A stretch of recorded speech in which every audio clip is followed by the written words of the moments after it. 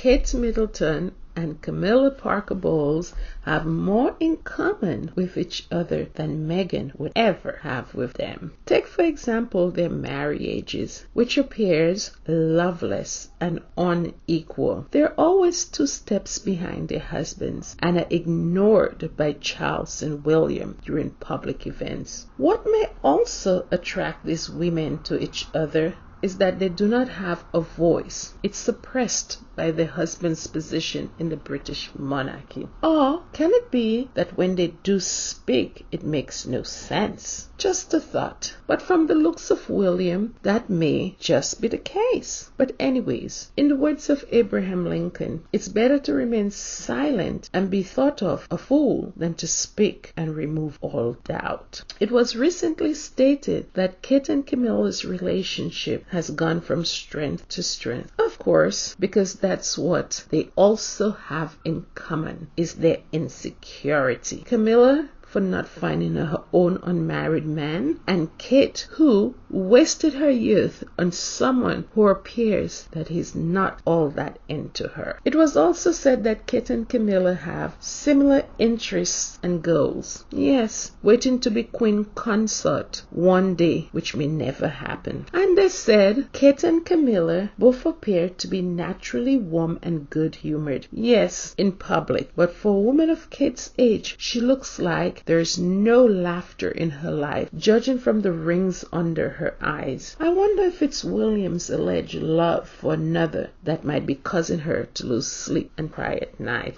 Hence the rings under her eyes? They said that they are country girls at heart. True, they look country with their antiquated frocks standing by their men. Charles, who have allegedly accepted millions for a British passport and both leashing of the poor, and William, a Judas to his brother. They said that they had relatively normal, although privileged upbringings. Well, shame on them for taking from the poor and homeless people of England to buy expensive dresses for Kate and cigarettes for Camilla, who smoke like a chimney. Do they not have any shame? These women grew up in privilege, yet have the audacity to take from the poor. No good will come to them. And they said, crucially for 2 women not born in royalty, they are both down to earth. These women are not down to earth. They do not care about anybody else but stolen jewels, hats and dresses. Camilla the homewrecker seized her eyes on Charles, a married man, and went after him like white on rice. And the nerve of this article to say the 2 women will one day hold the title of Queen Consort of England thanks to their marriage to future kings. Well, not if the British people have something to say about it. The article was filled with shade towards Meghan, who is living rent-free in these people's heads. But what is laughable is that Meghan, who is a self-made millionaire, while Kate and Camilla are sitting around in this 21st century waiting for a man to do for them. They're definitely antithesis of the fight for women's right to equality. That's why the British monarchy has to go. They serve no purpose other than a reminder of what we ought not to be and the suppression of the poor. Another royal expert pointed out that Camilla and her husband, Prince Charles, seems to be as close to Prince William and Kate as Prince Harry and Meghan Markle once were.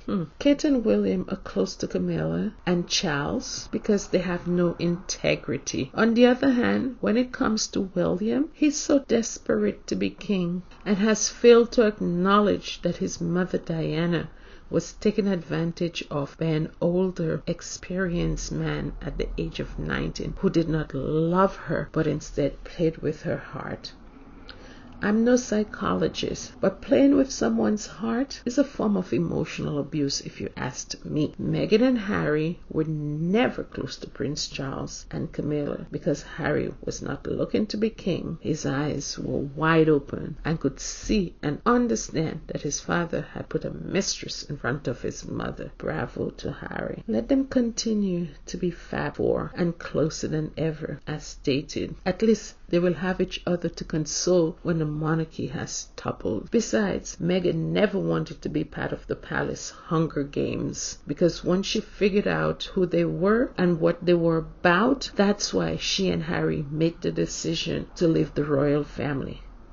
But Kate, who has waited half her life, 20 years to be exact, to be a part of this family, as well as Camilla, would definitely gravitate towards each other, because of course Kate does not consider Camilla as a threat, who quite frankly is lower on the totem pole than her, with a reputation as a homewrecker, and who is at the mercy of the people of the United Kingdom and will never be accepted because she came between Charles and Diana. Meghan, who is highly intelligent and has studied international relations, saw right through Kate, who was a frenemy and who was in no doubt jealous of Meghan's intelligence, work ethic, popularity, and impact on the British economy. Early in the game, Kate saw that Meghan was a force to be reckoned with, as well as the British media. They all realized that they would have to take a backseat to her because she came with a set of skills that dwarfed the women in the royal family. So Kate and her posse got a rude awakening when they thought just being white, skinny, and British was going to save the day, in addition to thinking that Meghan was always going to be behind her in the pecking order. But little did she know that Meghan had the ability to think and see the world for herself without the aid of their deceitful staff, who uses the media